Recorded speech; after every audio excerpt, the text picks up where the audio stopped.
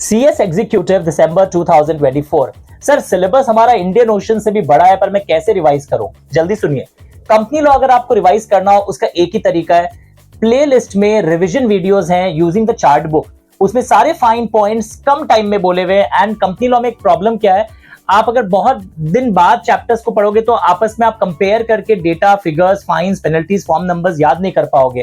तो आप revision video को 2 दिन में लगातार देखिए, that will help you to summarise everything.